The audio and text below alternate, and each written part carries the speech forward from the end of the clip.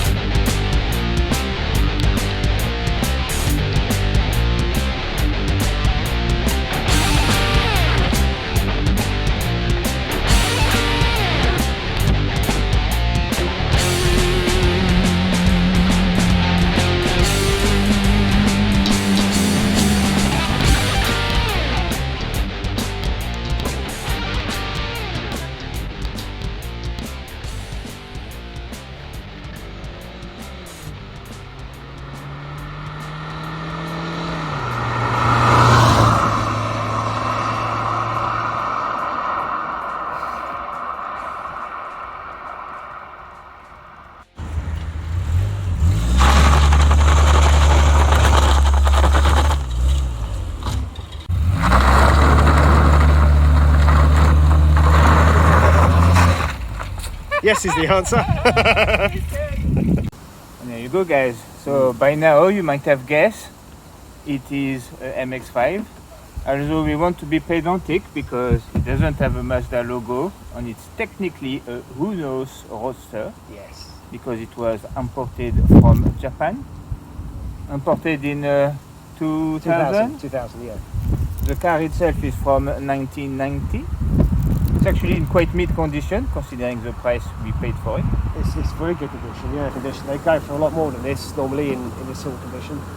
That's right, and obviously because of the edge, you know, the bodywork is not perfect. The bonnet paint needs a bit of freshen up. Actually, this is an automatic. Very surprised on how punchy and responsive yeah, it is. actually, I was quite surprised. It drives really nice. I've got nothing against autos, but a car like this, normally you'd have in a manual. Yeah. Especially, you know, considering it was like, you know, it's a 4-gear speed auto, it's an old automatic. But even compared to like my partner's car, which is more recent on auto, the more recent car actually got a lot of delay when you put your foot down. This, if you're at a red light and you put your foot down, it just starts moving. It goes, isn't it? Yeah. Most, you know, being a MX5 or a Eunos Roadster, it's obviously not a rocket. But, you know, there is a thing or two we could do about that. Yeah. But although it's an automatic, we have actually got a manual gearbox that should fit straight on. So we can always change it to manual. Yeah, that's right. Be good fun as well. We'll have to take the transmission out of the old one first. Yes, yeah. We'll bring you along that journey.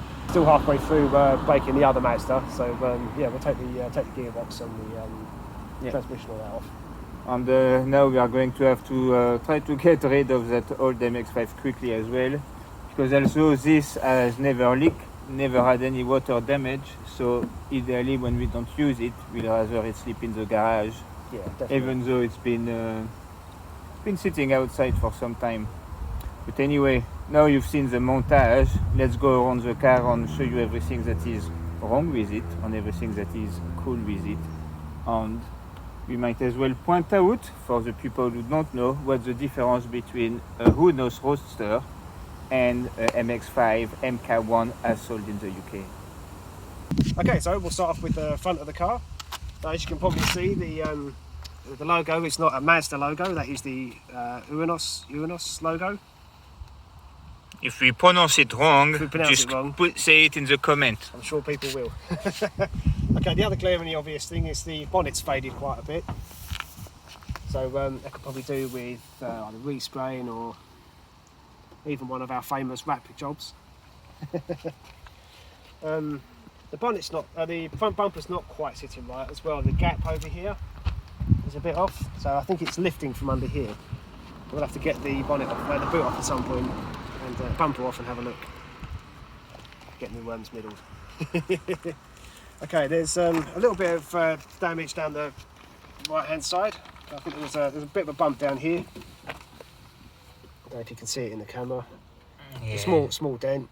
On the plus side though, the seals and everything were in really good condition. Definitely compared to the other one, the other Mazda that we had, that was all rotten and was going to need welding. But the chassis is in fantastic condition on this car. We also had a few little bumps over this side. Yeah, might have to get the angle right, but there's just a couple of little dents, but nothing major. Nothing that's cracked the paintwork anyway. Some over here.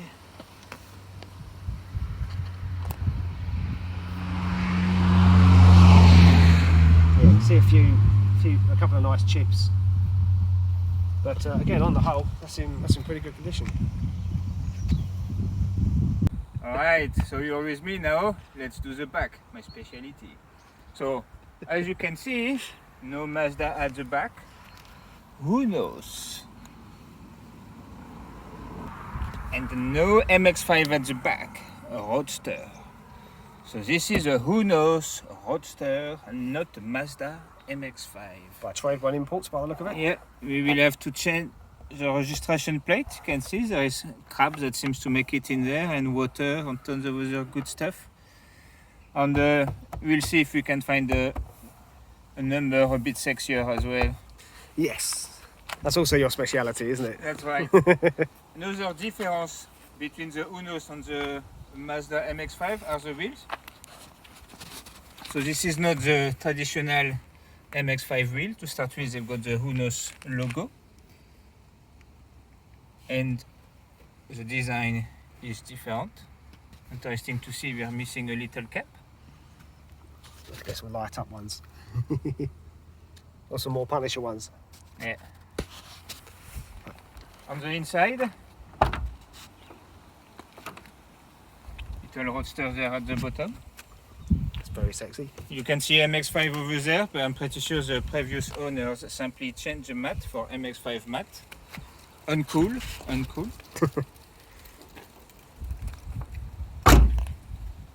Being a Eunos Roadster compared to an MX5, another thing you get is electric windows that you can operate here and here. Get your nice little ashtray. You get power steering. Here, as you can tell, this is not the original steering wheel. This is a Momo steering wheel, but you actually switch the car very nicely. Yeah, the suits original one are quite ugly. Yeah, that suits the aesthetic quite well, doesn't it? Yeah, original one are already with an airbag, so you've got like that big blob in the middle, and they're really not nice. As you can tell, it's got an addition, which is like a cosmetic roll cage. As you can tell, purely cosmetic. this is not something you're going to want to put your safety to, because that's we are planning of putting more power and do a bit of honing in this, so we will put a proper roll cage. We don't plan to roll it, but in case we roll it, we rather have something to Protect the old our noggin. ugly mugs. Yeah, this would literally roll out of the way, wouldn't it? In an accident. Actually, if you watch Donut Media, I think they actually did a video where they take an MX5, fitted that, carry it on a crane, drop it on his head, Right. and then done the same with a proper roll cage. On this, just go. like that. Yeah. On this one, we've got a working roof. Yeah, the roof is actually in lovely condition. It's quite new. If you haven't watched a Roadster video about a Roadster MX5, we'll try to remember to put a link there or go check out the playlist. But yeah, our old one was full of holes. And the quality of the old one was actually poor, but this is the good stuff. Yeah, this is really fancy nice. Stuff that feels good, it's not just cheap vinyl.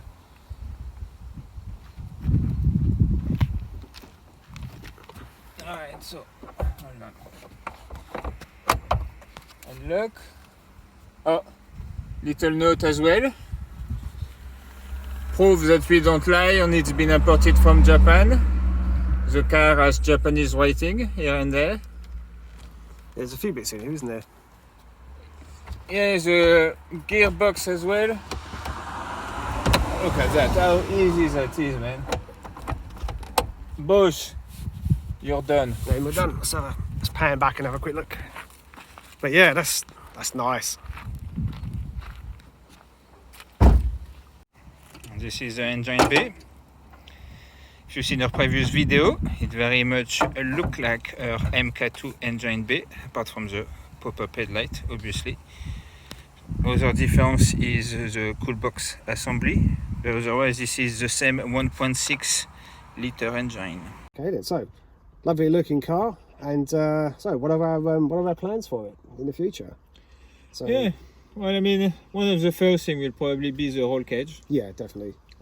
Change it for a good one. Yeah, one that will actually work and not just squish our heads. Yeah, well, I'm even I kind of like the idea of having a proper roll cage. We could use harness in as well, because after removing the seat belt on the MK2, and you see that your seat belt is all by something with like 10 washers piled up on a ball that long. You know, even the seat belt I wouldn't necessarily trust that much. No, that's a good point. So yeah, definitely. Yeah, roll cage and a harness, I think. Yeah, I think the seats themselves are really, really nice. I love the seat. Yes, you know, they've got comfortable. They feel good. Yeah, nice sporty shape. You know, I mean, you are not. If you were taller, I guess you know you might want adjustable one. But if you're very tall, you're going to struggle in this car. Yeah, anyway. It's not a really tall person's car. Yeah, and once we've done that, I guess it's chucking on a turbo. Yeah, checking up some boost on the, you know, at the moment power. it's probably around 90 brake horsepower. I think it's yeah, don't know if it's 90 or 100 on slightly over, you know, but yeah, like 116 or something like that, I think. And there's some of them.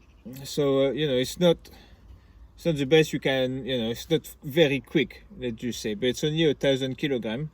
So you know, it still does 0 to 60 in 9.1 seconds with the automatic gearbox.